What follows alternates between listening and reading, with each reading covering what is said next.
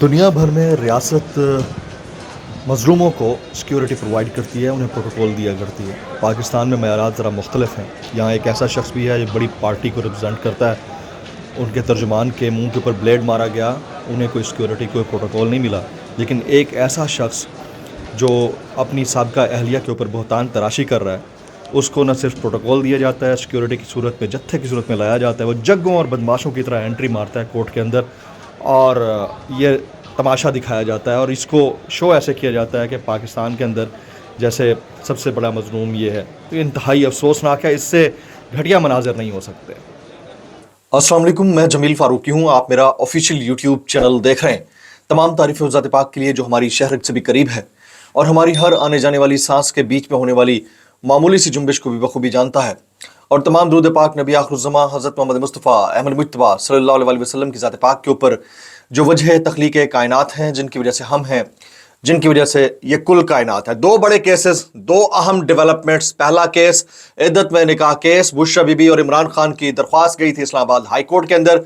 उस दरख्वास्त के अंदर जो कुछ हुआ है वो पेशरफ्त की सूरत में सामने आया है, लेकिन जिस अंदाज से खाविर मानेका आज पेश हुए हैं, जो रियासती और हुकूमती प्रोटोकॉल उन्हें दिया गया सिक्योरिटी की सूरत में, उसके ऊपर जो चंद इंपॉर्टेंट रिमार्क्स थे वो आपने शुरू में मुलाजा किया, कुछ मजीद हैं वो आगे मैं शेयर करूंगा और इसमें डेवलपमेंट क्या है, निकला क्या है, वो भी आपके साथ शेयर करना है। इसके अलावा जो इसके वकील हैं उन्होंने बड़े ज़बरदस्त तरीके से सलमान अकरम राजा साहब ने केस को प्ली किया है और उस केस को आगे बढ़ाने की कोशिश की है। अब उसमें से निकल क्या सकता है, उसकी डिटेल्स क्या है, वो डिटेल्स शेयर करूंगा। इसके अलावा इलेक्शन ट्रिब्यूनल का मामला, जस्टिस जहांगीरी पहले ट्रिब्यूनल देख रहे थे, उसके बाद एक और जज को लगाया गया है। वो कौन है, उनके बारे में सहाफियों की क्या राय है, उनके होते हुए क्या हो सकता है, इसके ऊपर इस्लामाबाद हाई कोर्ट ने क्या बोल दिया, उसकी डिटेल्स क्या है, वो डिटेल्स शेयर करूंगा।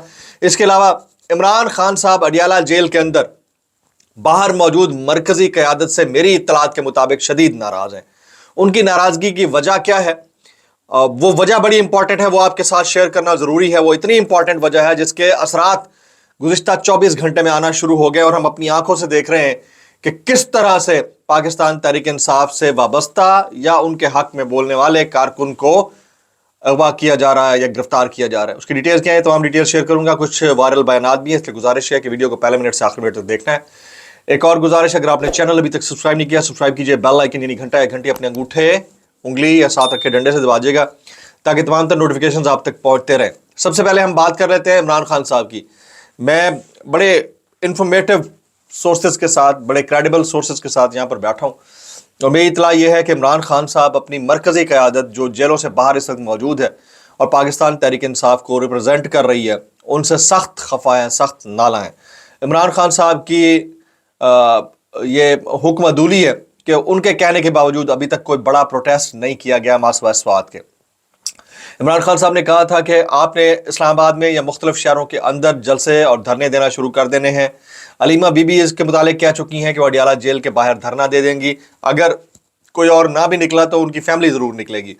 लेकिन इस बात को नहीं माना गया। हर कोई सिर्फ इस बात का मुंतज़र है कि हुकूमत कब इजाज़त देगी या डिप्टी कमिश्नर साहिबान कब इजाज़त देंगे और कब वो धरना या जलसा निकालेंगे।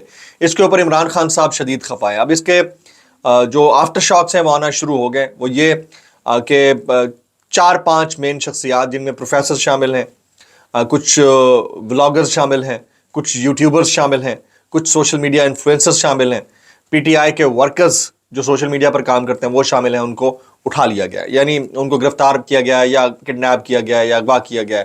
आई डोंट नो जो भी उनके साथ हुआ है। बहरहाल ये इसके आफ्टर शॉक्स आना शुरू हो गए हैं। जब आप अपने लीडर की बात को नहीं मानते हैं तो फिर उसके नताइज ये आते हैं। अब इमरान खान साहब की अगली मुलाकात जब भी होगी, मेरी इत्तलात ये है कि उन मरकज़ी क़यादत में छांटी करने का इरादा रखते हैं।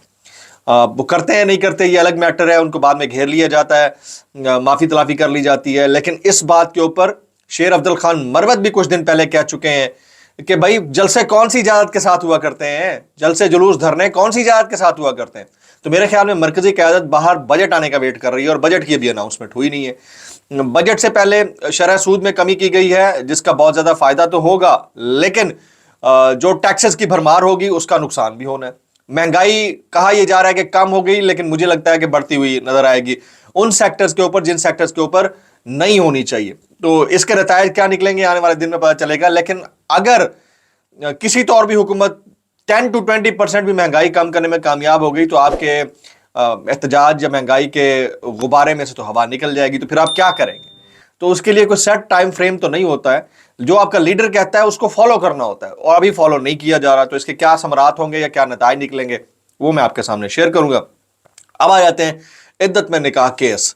عدت میں نکاح کیس میں بشرا بی بی کی سزا معطلی اور عمران خان کی سیشن جج شاہ رخ ارجمند کو دوبارہ کیس بھیجنے کی اور فیصلہ کرنے کی ہدایت پر آج درخواست پر سماعت ہوئی. اور اس درخواست میں یہ کہا گیا ہے کہ دوسری صورت میں ہائی کورٹ خود اپیل سے فیصلہ کرے.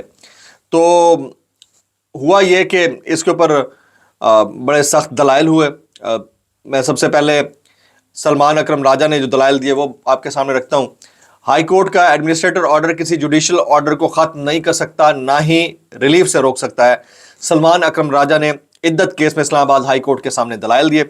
اور عدت کیس میں عمران خان کی دستخط پر اسلام آباد ہائی کورٹ نے خاور مانیکا کو 13 جون کے لیے نوٹس جاری کر دیا, یعنی ان کو طلب کر لیا ہے. یعنی عدت کیس میں عمران خان اور بشرا بی بی کی درخواستوں پر اسلام آباد ہائی کورٹ نے خاور مانیکا کو 13 جون کے لیے نوٹس جاری کر دیا. تو پہلے ہوا یہ تھا کہ دوسری عدالت میں جب شاہ رخ ارجمند کے علاوہ دوسری عدالت میں جب بھیجا گیا کیس تو اس کے اوپر خاور مانیکا اور رضوان عباسی دونوں پیش نہیں ہوئے تھے. تو آج ان کی ایک فوٹیج آئی ہے, میرے خیال میں یہ آج کی ہے, آج کی نہیں ہے, پرانی ہوگی, جو بھی ہے وہ بہرحال آپ کے سامنے رکھتا ہوں. اس میں آپ خاور مانیکا کو شروع میں آپ دیکھ چکے ہیں. خاور مانیکا کو اسلام آباد پولیس کے حصار میں جگوں کی طرح آتے ہوئے دیکھ رہے ہیں. بڑی اچھی بات ہے, ریاست کو کسی کے خلاف ہونے والی ہرزہ سرائی کے اوپر پروٹوکول یا سیکیورٹی دینی چاہیے. لیکن اسی شہر میں ایک پارٹی کے نمایاں ترجمان کو بلیڈ مارا گیا, ان کو تو کوئی سیکیورٹی نہیں دی گئی. ایک ایسا شخص جو ایک سابقہ اپنی اہلیہ اور آج کل کسی اور کی اہلیہ کے اوپر الزام تراشی اور بہتان تراشی کر رہا ہے, تو اس کو مکمل سیکیورٹی دی جاتی ہے اور وہ ایسے انٹر ہو رہا ہے جیسے یہ ریاست کا یا حکومت کا سب سے لاڈلا شخص ہے. تو بہرحال ذلت اور رسوائی تو ایسی شخصیات کے مقدر میں لکھ دی گئی ہے. لیکن سوال یہ بنتا ہے کہ قوانین بن رہے ہیں, ایک طرف حد تک عزت قانون بنا ہے, دوسری طرف اس کو پاس کر لیا گیا ہے گورنر کی عدم موجودگی میں, تیسری طرف لوگ غائب ہونا شروع ہو گئے ہیں, چوتھی طرف ان کے پر نکل آئے ہیں, ان کو سیکیورٹی اور پروٹوکول ملنا شروع ہو گئے ہیں. تو یہ بہت المیہ کی بات ہے, لیکن کیا کر سکتے ہیں, یہ پاکستان ہے اور یہاں پر ہمیں یہ چیز برداشت کرنی پڑتی ہے. اب آ جاتے ہیں اگلا case that is also very important. وہ یہ ہے کہ اسلام آباد ہائی کورٹ نے الیکشن ٹریبیونل ٹرانسفر کے الیکشن کمیشن کے کل کے فیصلے پر بڑے سخت سوالات اٹھائے ہیں. اس کے اوپر احتشام کیانی صاحب ٹویٹ کرتے ہیں کہ اسلام آباد ہائی کورٹ میں 45 منٹ کی سماعت میں چیف جسٹس عامر فاروق نے شاید 15 بار الیکشن کمیشن کے وکیل سے پوچھا کہ بتائیں آپ نے الیکشن ٹریبیونل کیوں تبدیل کیا. کیا الیکشن کمیشن کے وکیل صرف ایک جملے کو پروسیجر فالو نہیں کیا گیا کے علاوہ کچھ نہ بتا سکے؟ چیف جسٹس نے یہ بھی پوچھا کہ کیا پروسیجر فالو نہیں ہوا, 2-3 چیزیں ہی بتا دیں. تو حیران کن طور پر آگے سے کوئی جواب ہی نہیں آیا. یعنی آپ حالات چیک کیے گئے کہ آگے سے جواب ہی نہیں دیا جا سکا. اچھا, اب میں ذرا کچھ اور چیزیں شامل کر دیتا ہوں. ثاقب بشیر اس کے اوپر ٹویٹ کرتے ہیں کہ اگر یہ الیکشن ٹریبیونل جو کہ نیا بنا ہے یہ قائم رہا تو 2 سال تب بھول جائیں, تب تک ویسے بھی بھول بھال چکے ہوں گے پورے پاکستانی. اچھا جی, جس طرح جسٹس جہانگیری نے یہ کیس آگے بڑھایا, بار بار کہہ رہے تھے فارم 45 جمع کرائیں, اب یہ کوئی بات ہے ایسے چلایا جاتا ہے ٹریبیونل تو اب چلائے گا جسٹس ریٹائر شکور پراچا اور وہ پی سی او جج ہیں. تو آپ کو یاد ہوگا مشرف دور میں جن ججوں کو ملی تھی وہ پی سی او کے تحت حلف لے کر انہوں نے کام چلایا تھا. اچھا جی, ایک اور رپورٹر ہیں مریم نواز خان, انہوں نے اس کے اوپر ٹویٹ کیا ہوا ہے, اگر الیکشن کمیشن کا ٹریبیونل تبدیلی کا حکم وہی ہے جو میں نے سنا تو پھر جواب دہ ہونا ہوگا, چیف جسٹس عامر فاروق نے کہا تھا. چیف جسٹس اسلام آباد ہائی کورٹ نے ٹریبیونل تبدیلی پر سوالات اٹھاتے ہوئے کہا کہ الیکشن ٹریبیونل مجھ سے مشاورت کے بعد بنائے گئے ہیں. جب میں نے جج نامزد کیا تو بھروسے اور یقین کے ساتھ کیا تھا, نام میں نے تجویز کیا, منظوری تو الیکشن کمیشن نے دی تھی, تو پھر اب ٹریبیونل کا جج تبدیل کرنے کی ضرورت کیا پیش آئی, کیوں پیش آئی؟ الیکشن کمیشن کے پاس ٹریبیونل کا ریکارڈ منگوانے کا اختیار تھا؟ عدالت تبدیلی کی درخواستیں ہمارے پاس بھی آتی ہیں تو ہم تو ریکارڈ نہیں منگواتے. اگر الیکشن کمیشن کا حکم وہی ہے جو میں نے سنا تو پھر جواب دینا ہوگا. اب ہر طرف اس کا ڈنکا بج رہا ہے ذرا مختلف انداز سے. ایک طرف الیکشن ٹریبیونل کی درخواست منظور ہوئی, جسٹس طارق محمود جہانگیری کو ہٹایا گیا ہے، لیکن اب جسٹس عامر فاروق اس کے اوپر شدید غصے ہو رہے ہیں۔ کچھ دوستوں کے ٹویٹس خبروں کی صورت میں شامل کرتا ہوں۔ صابر شاکر صاحب نے عالیہ حمزہ ملک اور سنم جاوید خان کی تصویر شیئر کی ہوئی ہے، اور اس کے ساتھ ہی وہ ٹویٹ کرتے ہیں، دو خواتین کی عزم و ہمت نے جعلی نظام میں چھپے کردار کو سرے بازار ننگا کر دیا ہے۔ مافیاز ان خواتین کی بے بسی اور لاچاری کو اپنی فتح سمجھ رہے ہیں، جبکہ حقیقت میں ظالم ہر روز ذلیل ہو رہا ہے۔ اللہ پاکستان کو ان ظالموں سے نجات دلائے۔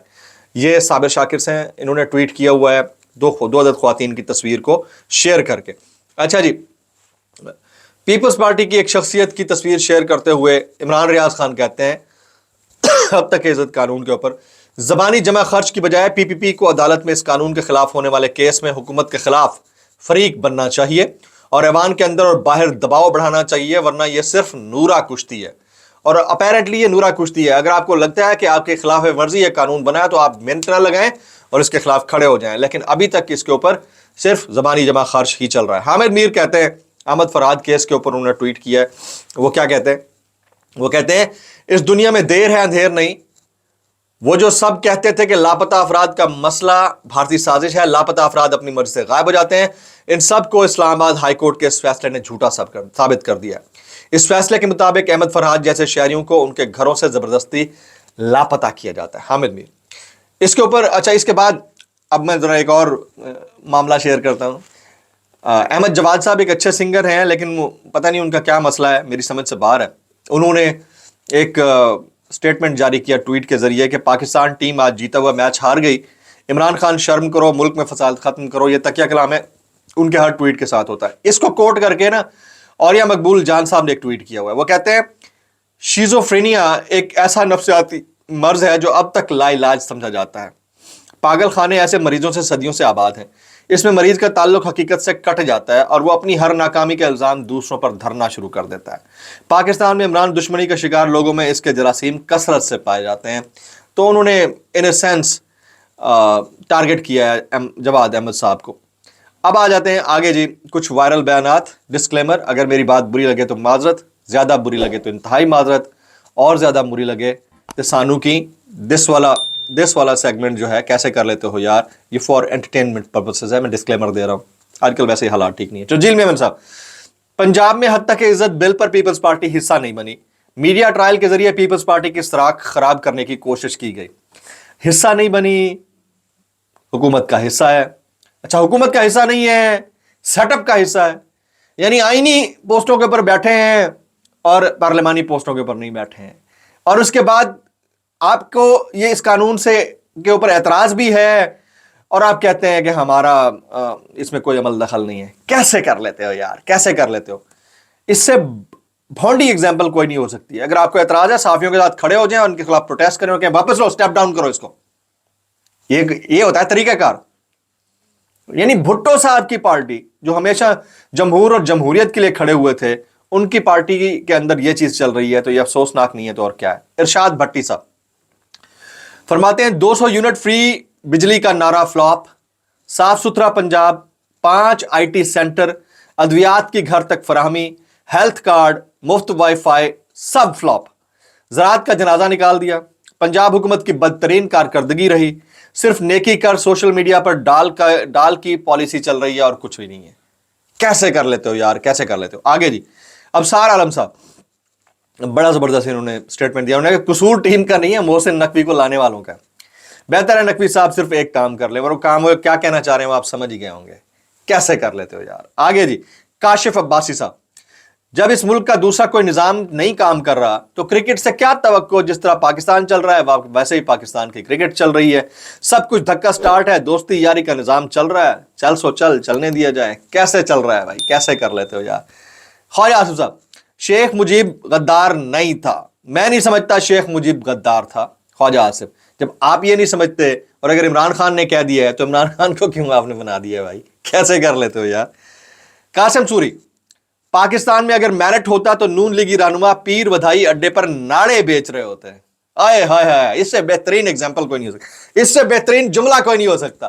سوری صاحب کیسے کر لیتے ہو یار، کیسے کر لیتے ہو؟ خواتین و حضرات، آج کے ولاگ سے اتنا ہی۔ سبسکرائب کیجیے، بیل آئیکن کیجیے، دعا میں یاد رکھیے گا۔ السلام علیکم رحمۃ اللہ وبرکاتہ۔